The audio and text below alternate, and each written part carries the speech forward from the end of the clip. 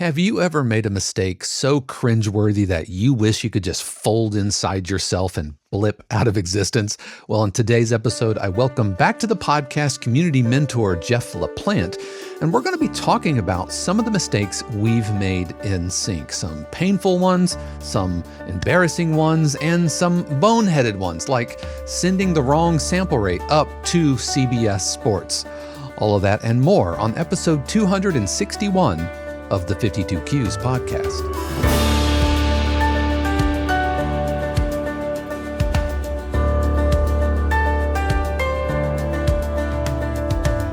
What is happening, everybody, and welcome back to another episode of the 52 Qs podcast, where each week we talk all about the world of production and library music. My name is Dave Croft, and not only am I a composer, I'm also a professor of production music, and it is so good to be here with you today.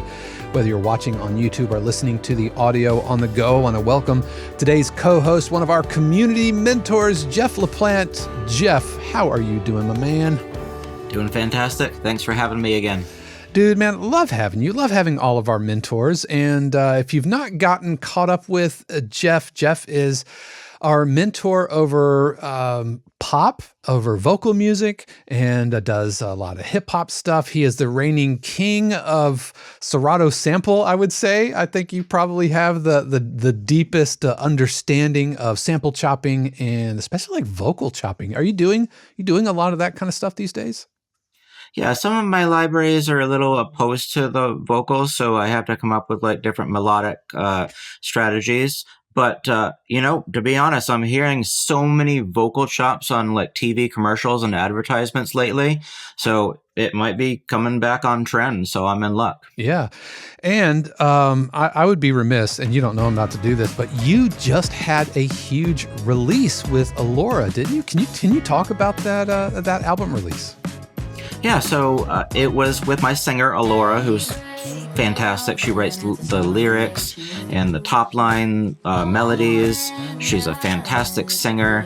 And we just did a 10-song album over with Golden Rule Catapult Music, who sub-publishes with Modus Music and Atomica Music. So, yeah. It tastes so good to be alone, It tastes so good.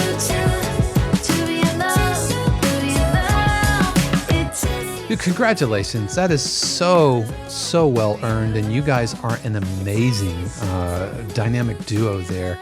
And one of these days, not today, right? Because today we're going to be talking about sync mistakes, but one of these days I just want to kind of watch your process. Maybe we could do a screen share or something like that, just to see your process in collaborating. Because whatever you're doing over there, man, you're doing it right. You've got a good thing going with Alora, and the sum is definitely greater than the parts. You guys make a good team, man. So speaking of today's topic, we are talking about sync mistakes. Mistakes in production and library music, or with the publishers, that you wish you could erase from your past. And I want to start with one. It was my first season with CBS and the NFL on CBS. I was so green. I did not know what I was doing. This was for football. So my first season with football, I'd already gotten some love on the Masters tournament, and I was super hungry for this, right? So that first package, I think I put together 17 cues. And because I didn't really have my process on lockdown, I spent a lot of time, and we're talking like 10 to 16 hours per cue with revisions and all of that stuff. But we got 17 over the finish line. Now, fast forward, most of those 17 have gone on to get some love at some point, but that first season, only 5 actually made air, which means that there were 12 that I didn't get paid for a really long time, but that's not the story here. The story is one of the cues that I sent up was set at 44.1 sample rate.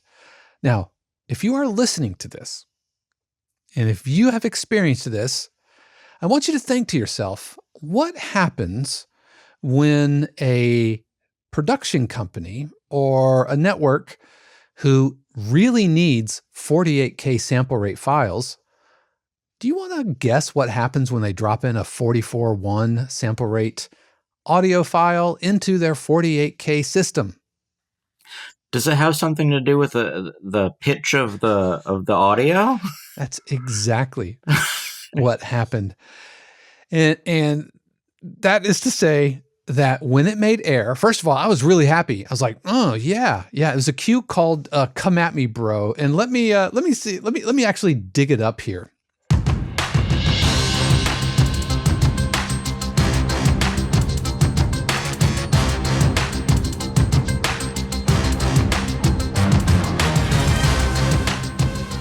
So as you can hear, there's energy underneath it. It's got a lot of motion. But here is what actually showed up on air. Come a long way since week 1 against the New England Patriots where they kind of spread them out. But right now what he preaches they're going to show blitz is running to the football. Look at the people coming to the football. This big hit right here by James So Harris. as you can hear, it's about 10 clicks faster, and it is up about a minor third, but not an exact minor third. And there's math that determines the frequency pitch from 44.1 to 48K. But essentially what happens is if you put a 44.1 file into a 48K system that isn't set to automatically convert, it's going to speed it up. And so for years and years and years, because that cue is over 10 years old now, nearly every time it gets played, it is played pitched up. Now, what will really bake your noodle is if you think, did that mistake actually benefit me because it had more energy? It was just faster. I don't know. I think I have caught it at the original tempo, and having heard it for so many years at the sped up tempo and the brighter key, it feels a little lethargic to me now. But when I heard that, I was equal parts excited because I'm like, yeah, that's a great, come at me, bro. Then I was like, wait, is that mine? I think it's mine. I don't think that's in the same key, but yeah, I sent them the wrong sample rate. You only make that mistake once. And apparently it didn't stop it from getting played, but it has lived in their system in the wrong sample rate for 10 That's years. what I was just going to ask you, Dave. Does the editors or music supervisors see the sample rate? And if they saw it, they chose to put it on there anyway. I don't know if they see it when they're using their system, because the way that it works in live sports is the producers have something that kind of looks like this, right? This is an Akai MPD-18. If you're listening to the audio, it's like an MPC. And so they have these little pads that are set up that have different cues so that when the director says, cue here, music here, standby graphics, then they just hit a pad and it fires the cue. And during pre-production, the music supervisor or the producer or somebody loads up the pads with all these different types of cues. This could be a rock cue, it could be a stinger, it could be a re-tease, it could be a bumper to commercial, it could be for graphics, it could be hip hop, rock, or whatever. And I don't know what they actually see when they cue those up, but the system doesn't convert. Like if you were to drag a 44.1 file right now into Logic or Reaper or FL or insert whatever DAW of your choice, then the DAW is going to convert it, or they're going to ask you, should I convert it? But these aren't like converting type systems that these TV crews are using. It's just set to 48K. If you put a 44.1 file in there, it's going to speed it up.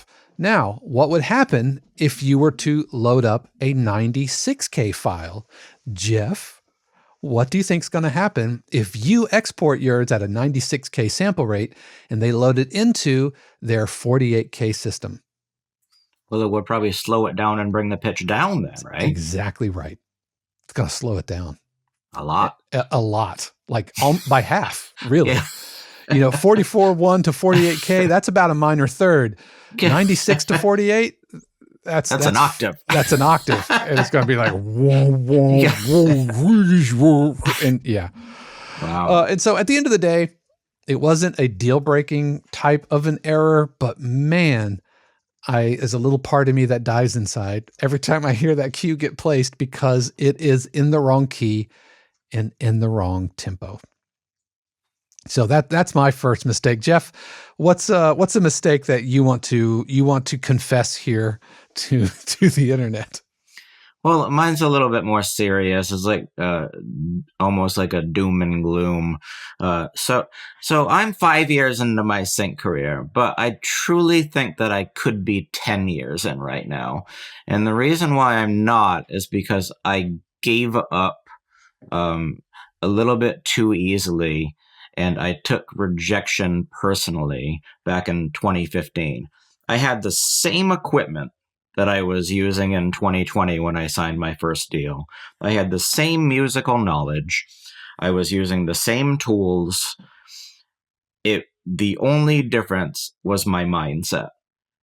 In 2020, when I started getting the critiques from Taxi, I changed my mindset and I said, I'm going to take these critiques and learn from them. Okay. Now, back in 2015, I think I was so personally affected by the critiques where it made me give up. I wasn't resilient enough. Now, if I had just stuck it out and got my first library contact 5 years prior, the composers that started at that time, that was like the heyday for a lot of shows where they were making a lot of money back in 2015. Well, even earlier, actually, the people that started in 2007 are the seeing really big money right now. But I can have 5 more years of production music under my belt right now if I wasn't so sensitive and not resilient enough to take the critiques as a improvement tool, and I just let it affect me so much where I said, okay, this is not for me. I'm not going to pursue this. And I really wish I hadn't. Yeah, doesn't Jesse Josephson, I think he calls it like the waiting room, right? Like we're all in the waiting room, and the people who succeed are the ones who have the resiliency to kind of tough it out. But so what was it in 2020? Was it COVID? Is that what kind of brought you back, or was it just you found some success, or you got over it, or what brought you back to the production music fold then? Well, I think that was the first time that I had a lot of time on my hands because of COVID, probably. And I think it was the first time I had tried it on my own. In 2015, I was working with a lot of like bands and friends where I was making songs. They were great songs. I still enjoy my music from back in that time period. But the stuff that I started doing in 2020 was the instrumental cues. And that's when I saw success. I wish I had done the instrumental cues back in 2015 because I was capable of doing exactly what got me signed in 2020, 5 years prior.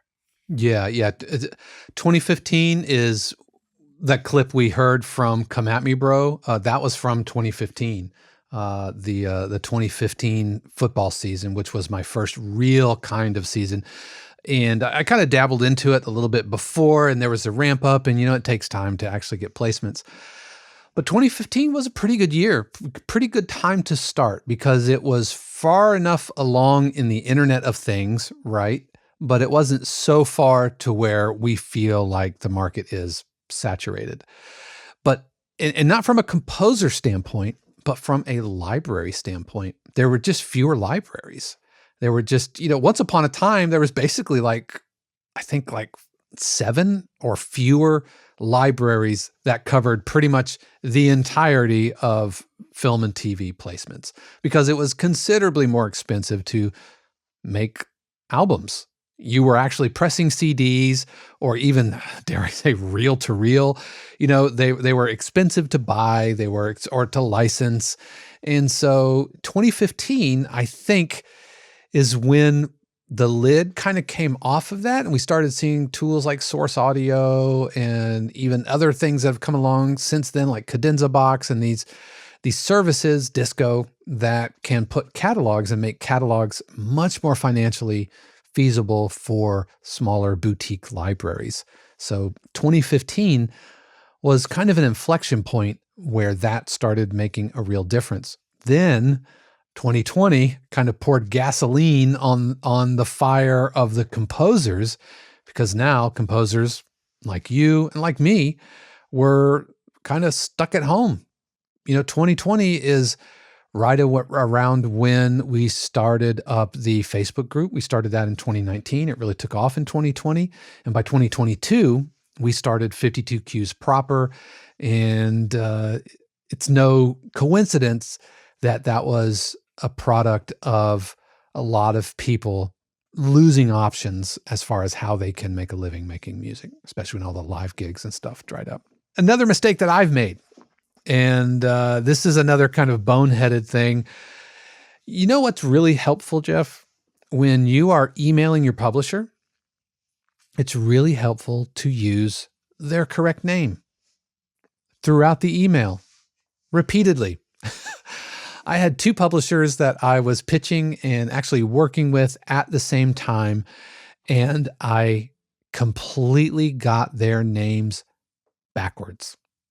And so I'm like, hey, I'm not going to say the guy's name, but hey, wrong publisher name. We'll call him Kevin. It's not his real name, but hi, Kevin.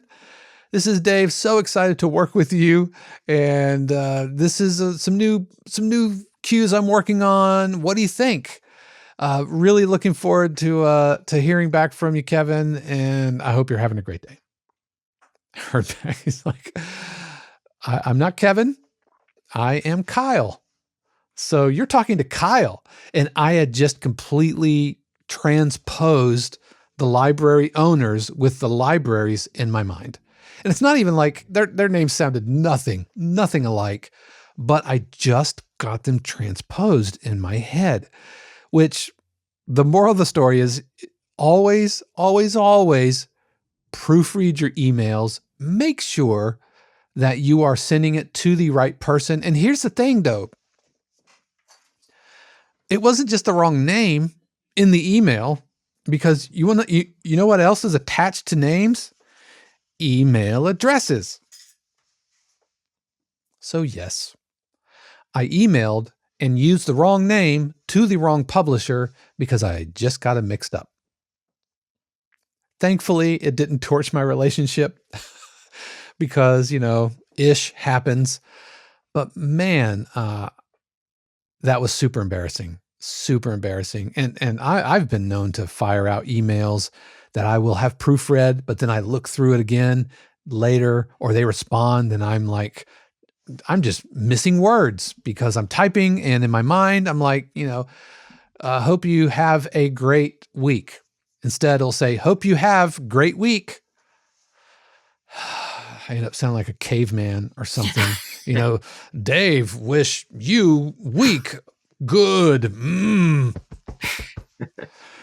I just feel stupid. And so I've gotten into the habit of actually using AI, dun, dun, dun, but using AI to proofread. They're really good proofreaders, not to create the email for me, but I'll just, okay, Claude, can you look this over, because I've been known to put my foot in my mouth more than once, and I've been known to misspell things. And so have you ever done anything like that? Ever wrong named somebody to their email face or even to their face? No, but definitely have noticed like small spelling errors, like after I have hit send, and I kick myself for it because I'm such a stickler when it comes to like grammar and spelling, and usually I pride myself on that. But there have been times where I notice, I'm like, how did I do that? It's too late. You can't unsend, right? You can try, and I have tried. I've like feverishly unsend. And sometimes you can, but more often than not, you can't. Yeah, it's super embarrassing. So proofread your emails, folks. Make sure that you're talking to the right person, and make sure instead of starting a new email, But why don't you just reply to the previous email? I don't even know why I started a new email, but yep, just a boneheaded mistake. All right, so that was my second one. What else do you mistakes that you wish you could go back and erase? Okay, so early on, I had signed on with a library that had a really good reputation, and they're a great library. They get tons of placements on reality TV, especially like Bravo and TLC and all that stuff. And the problem is, I didn't research the library enough to know the inner workings of the library. And what that means is, I am mostly a pop and hip hop producer. Okay, and that's my specialty. I love to work with libraries that need me, that need a pop guy. And I become their go-to pop guy. Whenever there's a pop brief, I get the brief. With this particular library, I found out maybe a year in that their pop guy was the owner of the library. So the owner of the library was their main pop producer. So they only would give me opportunities after they had already sent tons of his tracks out. And maybe I would get a couple snuck in there of my own. So that, I think that was a mistake, giving so much music to that library, where I was just kind of like the extra on top of what the owner would provide to the shows himself. Yeah, so you were in direct competition with the owner of the library. Exactly. So what did you end up like bouncing out of the library? You just let that relationship just kind of atrophy? I think I'm still technically signed to the library. I just haven't gotten a brief in a long time. They probably moved on to other composers because they didn't really value me, because they had what I was able to give them already. Well, that's a drag, man. That's Yeah. a sad story.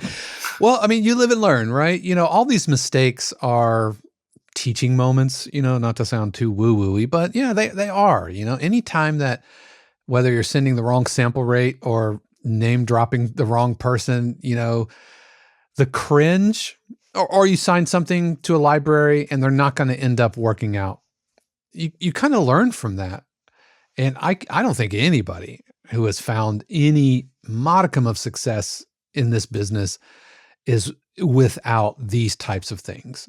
And you can look and say, oh, I got this scar from that. I got this scar from that battle. Oh, this is from, you know, when I was fighting this fight. And it's those battle scars that you learn from. It's all training. It's all teaching moments and learning opportunities. If you'll remember from the year of Taxi that I did back in 2023, I think is when we did that. Was that?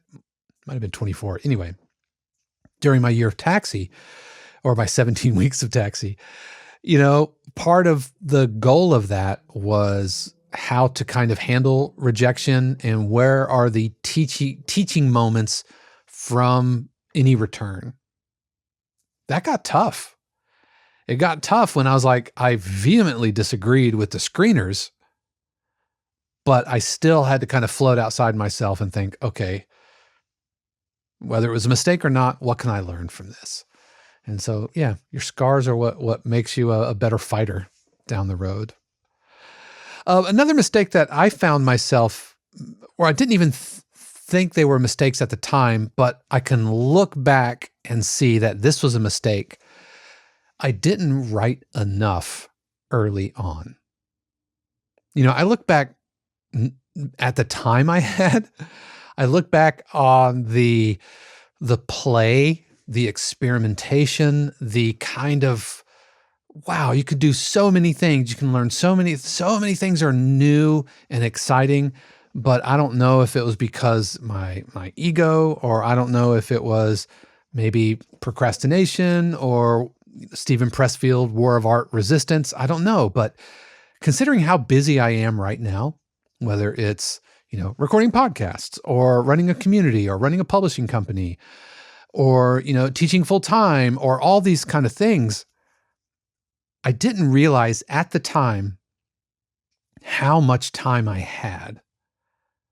You know, it's kind of like when you get older and you look back at like college and you realize, wow, Why didn't I accomplish more in college when my only job was going to college?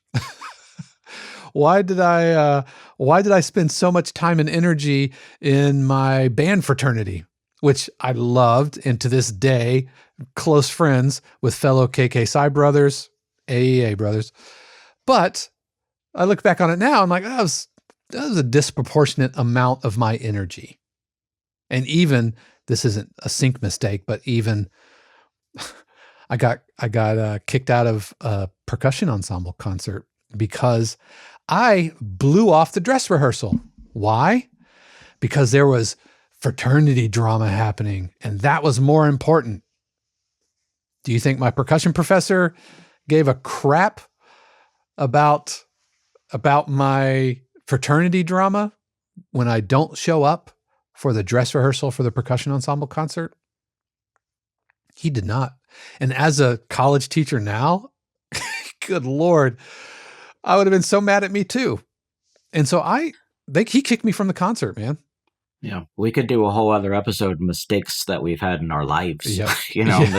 Life mistakes. Yeah, with Dave and Jeff. Yeah, exactly. Yeah. I could tell you about the time I fell asleep at the top of a black diamond as a ski lift operator, and I woke up to ski patrol banging on the window. I got fired that night. The only job I've been fired from.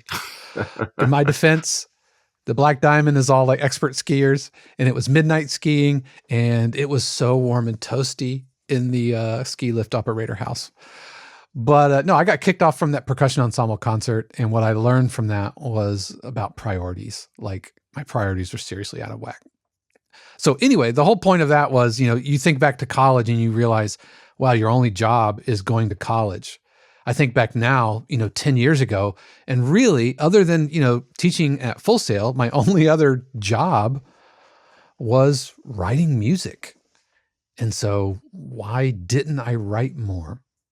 And I only kind of realize now, when my writing time is so precious, which has made me appreciate my writing time much more than I did back then. So that's another mistake of mine. Jeff, do you have another mistake teed up? Yeah, I've got a couple more. But I think the one I want to talk about is not valuing your product enough, or not knowing your worth as a composer. Because early on, and probably this is similar to a lot of other sync composers, when you get offered a deal, you're just so excited by the deal. It might not be a very good deal, but you're just so excited to get in the door that you might end up signing things that aren't necessarily the best for you. And I definitely made that mistake where I would give up my share of sync fees, and just accept, okay, I'll take my writer's share of royalties, and I'm happy with that. Not realizing, now 5 years later, I'm like, well, with that, if that song ends up in a movie or on the Super Bowl, but I get nothing from that, the on the sync end. It's just all back end, so there's some learning that you have to do aside from musical ability. You have to be privy to the contractual issues in this game, because if you don't, you could be missing out on some pretty important income that your music can generate. I wish I had the knowledge that I do now back then, 5 years ago, because now any company that wants to take my sync share, they're going to need to pay me some upfront money. And companies do that.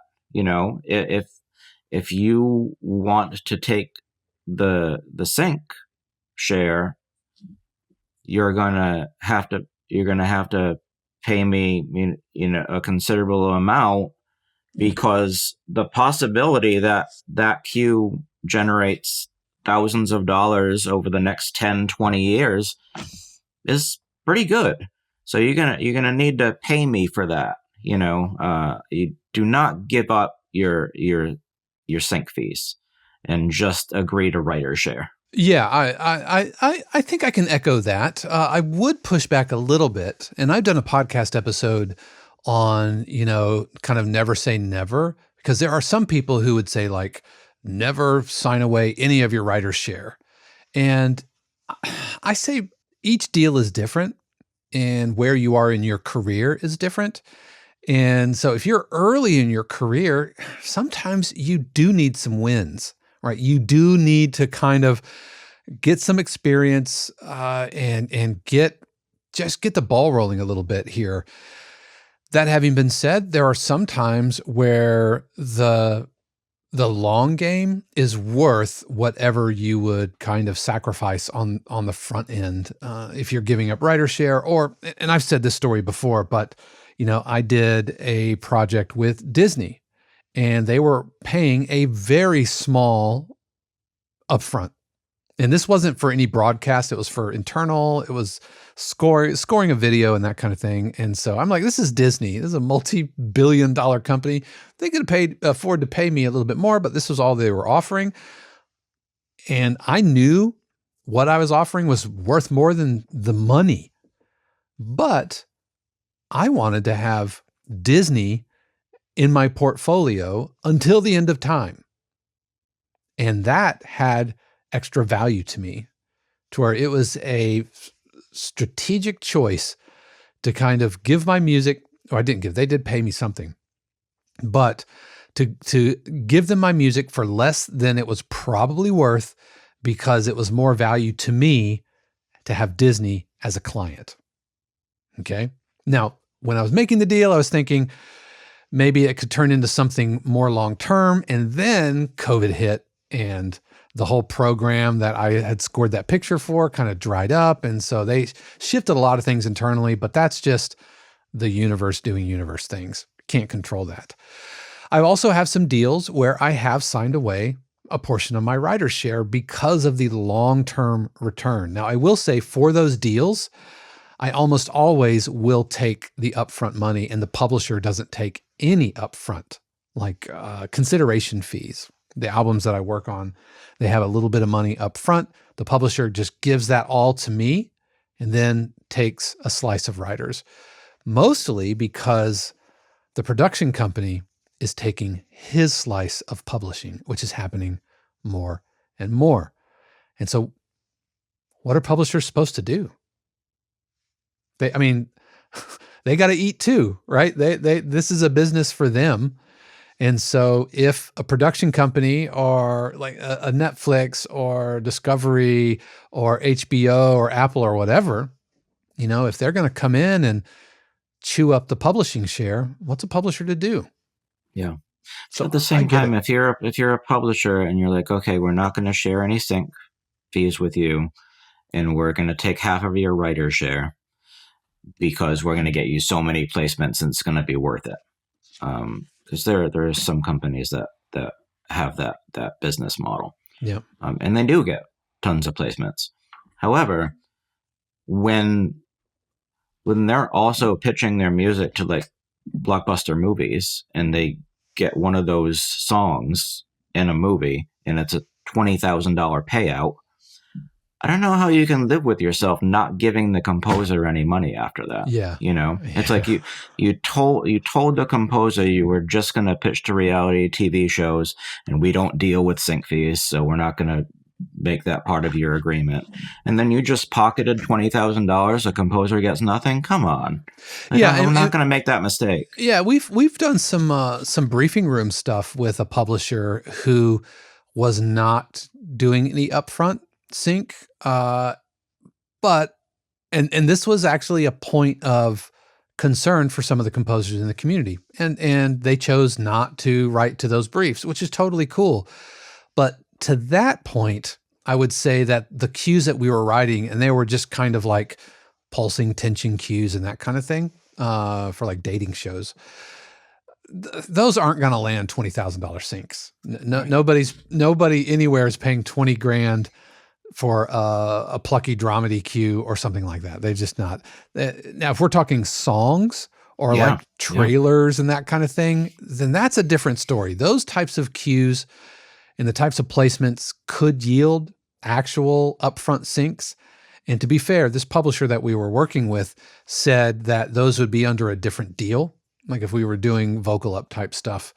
But for the dating show tension type placements, he doesn't pitch those for those and for the types of placements that have upfronts.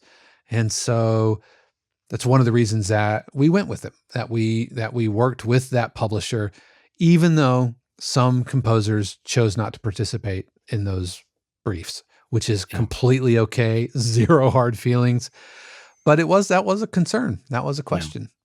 Because if you get a song played in full duration at the ending credits of a movie, that's a really big payday, And just because a library doesn't work with those movie companies or production companies yet, well, 5 years from now, maybe they will.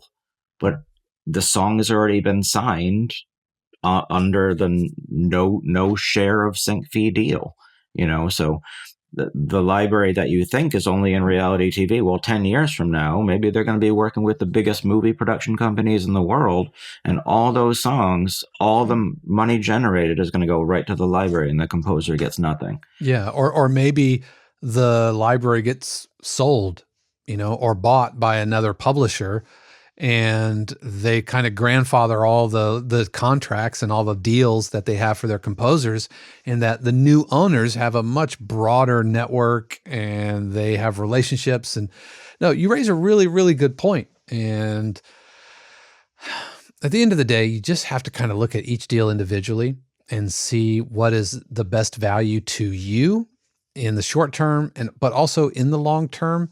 And if any part of you feels desperate, or if any part of you feels, in my old church days, we would say a check in your spirit. Like if you have a check in your spirit, right? But if you have that little voice saying, listen to that little voice, right? In your gut, you're just like, something's not quite right. Chances are that's not just you being new to the industry. This is probably the universe trying to tell you to kind of, hey, maybe this isn't for you. I did not have that gut check with the Disney deal. I didn't have that gut check with the library that takes a slice of writers. And I didn't get that gut check with the briefing room publisher that we've worked with. But I completely understand folks that might. And again, no hard feelings. But your instincts are probably better than maybe you think they are when it comes to this kind of stuff. But yeah, don't sign anything because you're desperate to get a win. Right now I'm considering it a little mistake, but if I hear one of those cues in a big movie, then it'll be a big mistake. Right. Yeah. It's a little mistake now, but it could be $100,000 mistake. Yeah. Yeah. And then you'll have a story that you can tell on the podcast. And then we can name and shame the library who took $100,000 from you, or I guess $50,000 because you would. To be fair, most deals that I see don't have any kind of stipulation that says you don't get sync fees. In fact, all of the deals that I've worked with, except for one, and that's that briefing room deal that the publisher we worked with, all of them split sync 50-50. Yeah, it should be sync 50-50. Yep. Performing rights organization 50-50. Yep. Publisher share, writer share. Agreed. Yeah. But if the deal's worth it, and you're like, you know what, I need a W in the column, then maybe don't give them your whole catalog. All right, and then finally for me, the last kind of mistake that I made early that I wish that I could go back in time and just kind of thump Dave in the back of the head. What were you thinking? And that is, back then, I thought that I had to have, quote, real training. As crazy as it is, I felt like I didn't know enough about writing. I felt like I didn't know enough about, proper composition because I wanted to be a film composer. I wanted to get my doctorate in film music. I wanted to go to LA, or I wanted to go to Berkeley. Like, in my mind, there was this path that I should have taken, and it got in my way a lot. And it got in my way in that it kind of undermined my confidence. And it wasn't until I was kind of shoulder to shoulder with the composers I was writing with in the group I was writing with, and one of them hadn't had any formal kind of compositional training. In fact, was more of an audio engineer and a post-production person. But the other person, who was my composing mentor, did have his PhD in film music. And I realized we're doing the same job. Like, he's writing to the same briefs I'm writing to. In fact, we have collaborated on several projects. You know, I've talked about the Masters movie documentary that I've scored now for like the last 8 years. We're working on it right now. He has his PhD. He teaches up at Berkeley. He's an amazingly talented guy. And for the longest time, I thought, when I have what he has as far as education and training, then I will have arrived.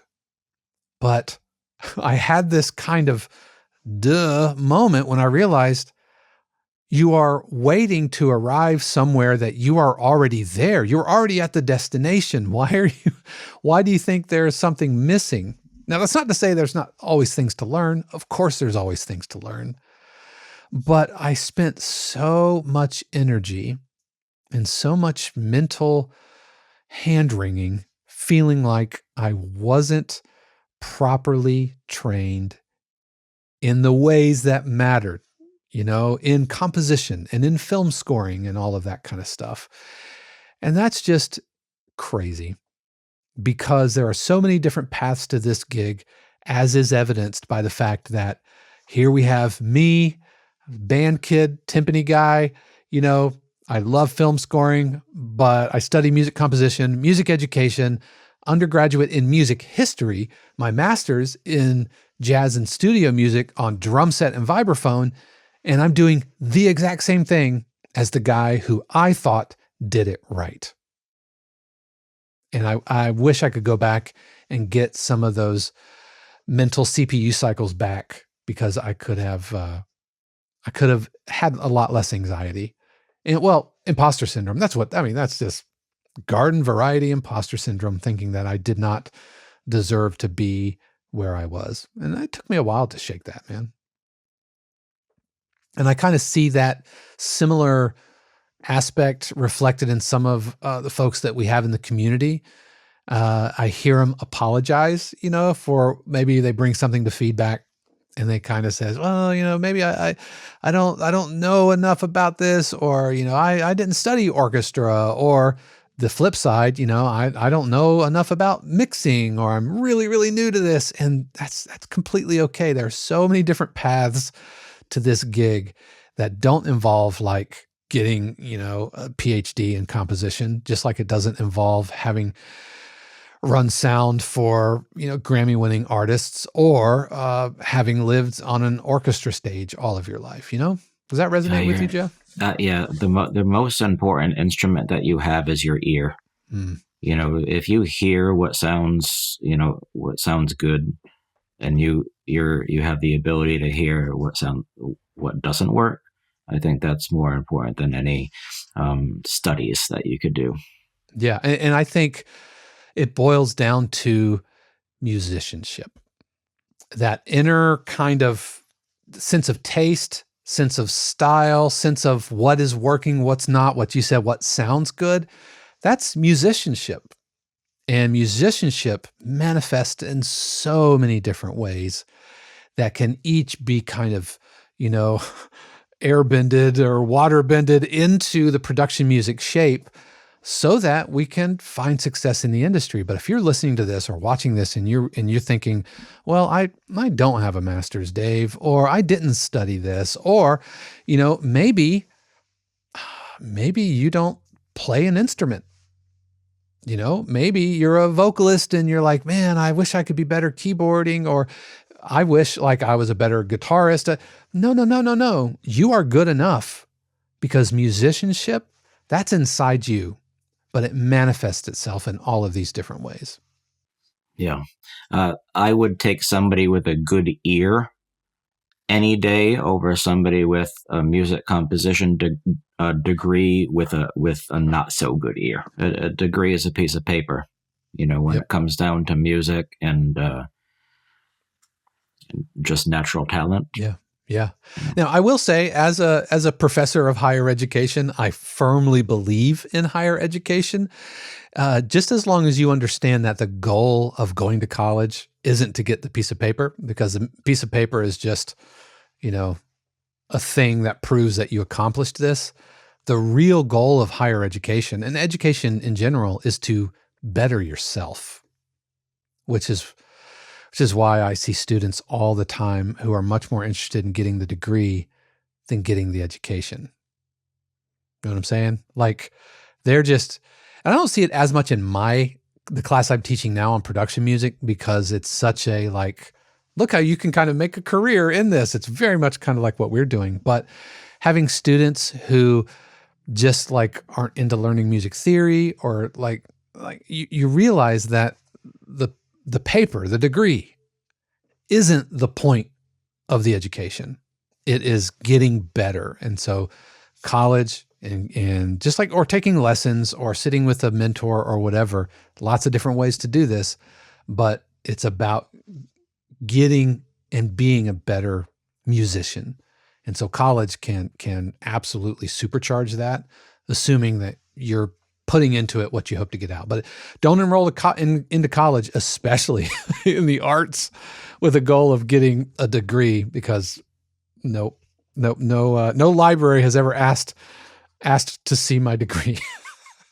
Yeah, I didn't study music in college. I studied public relations in my bachelor's, and then, of course, education in my master's. And in the college I went to, there was a piano lab, and I used to walk over and just be constantly just playing and writing music because I love to do it.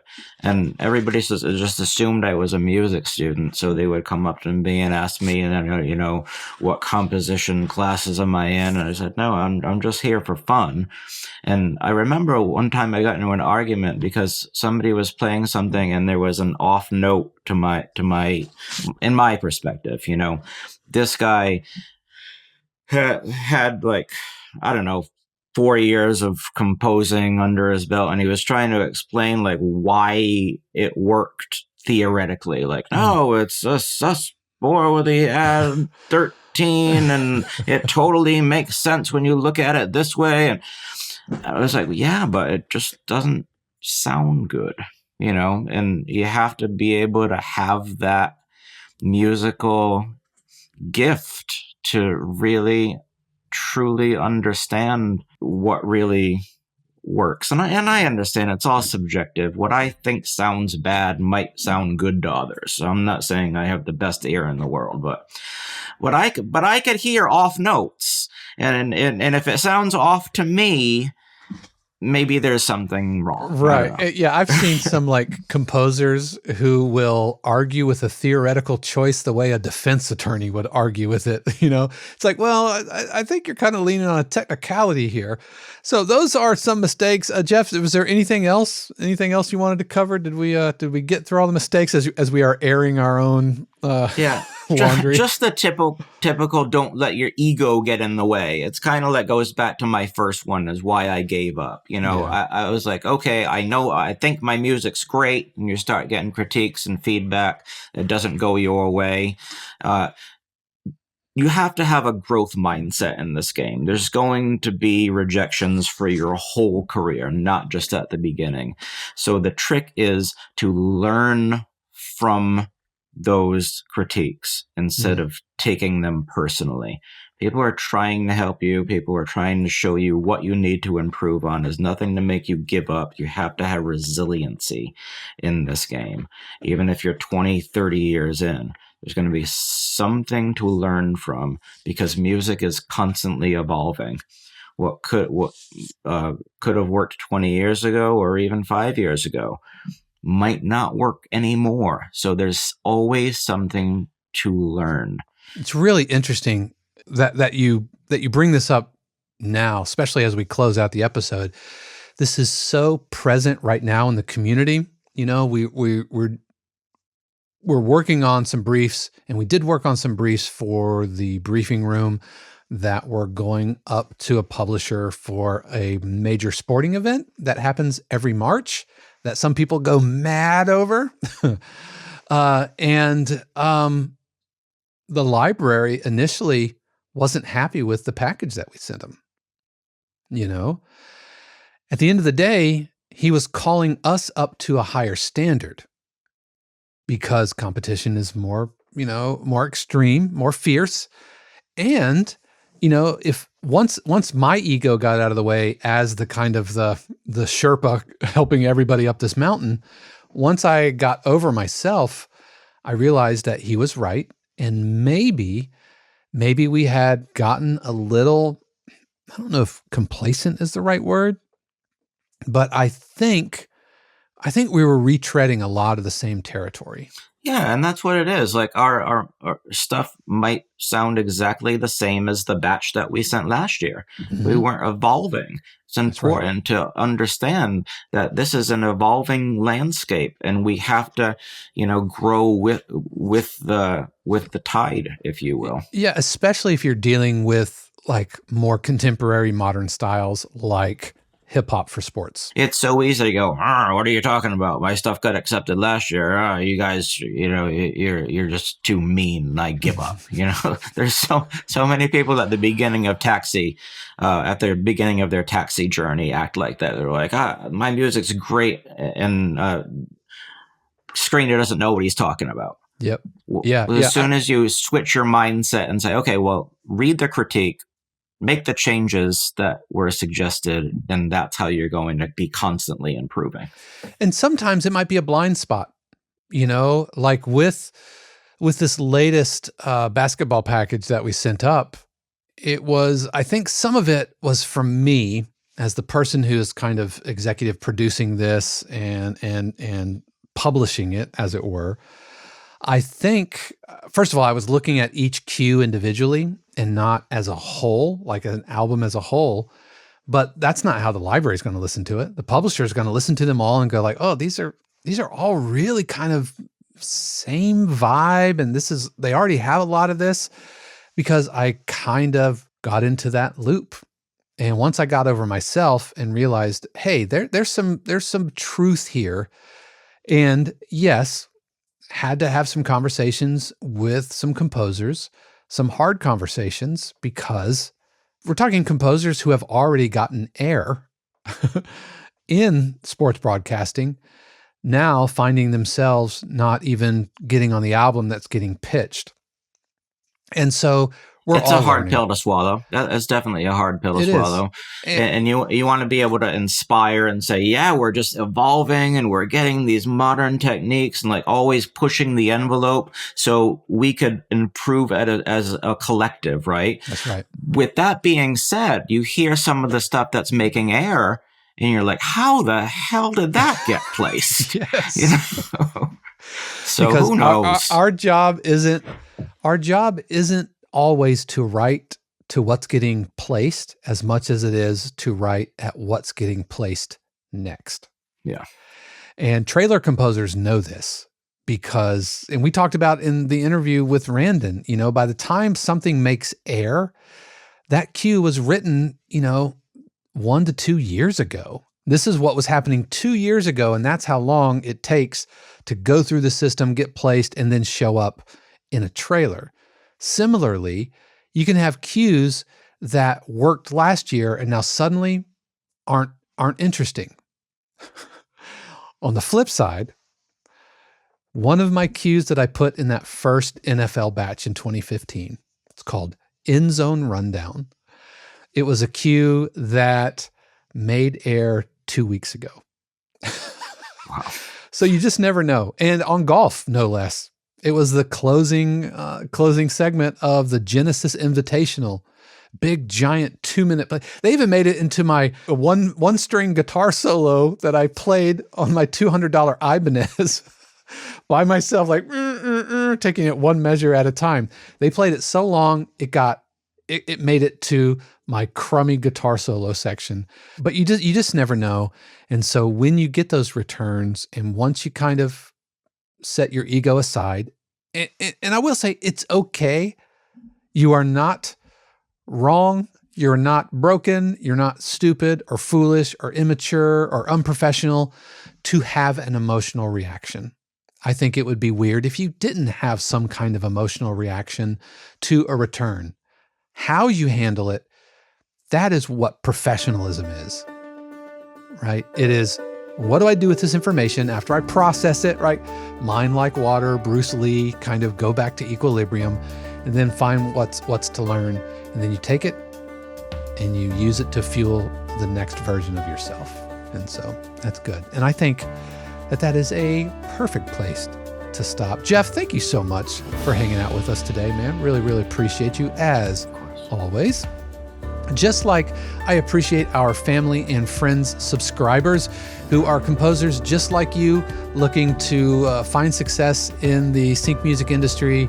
And 52 Qs as a community is there to help with live streams, workshops, Zoom feedback sessions, and a ton more. If you want to join us at 52 Qs, it is free to join. Just head over to 52qs.com and you can join the community, and you can check out our subscription tiers and get access to member subscriber benefits. But that is going to do it for us today. Thank you so much for hanging out with us. Just know that I appreciate you. I know you got a lot of choices out there in the YouTube space or your podcast feed, and the fact that you hung out with us for about an hour or so today really does mean a lot. If you want to hear more from us, if you're watching on YouTube, you can stick around and click on one of the videos at the end, or you can subscribe, you can comment, you can follow. Do you have anything else? Any of the other social media stuff that good YouTubers do? I feel like it's in some handbook. Come to 52 Qs. There you go. We're good people. Yep, we are good people. That's going to do it for me. And for Jeff, I want to thank you. And I hope you have an amazing week. And as always, just remember that the universe has amazing plans for you. Until next time, peace. The 52 Qs podcast is copyright 2026 818 Studios, all rights reserved. The music played on the podcast is copyright of their respective owners and is used with permission and for educational purposes only. For more information, including joining the community or becoming a member subscriber, head over to 52qs.com.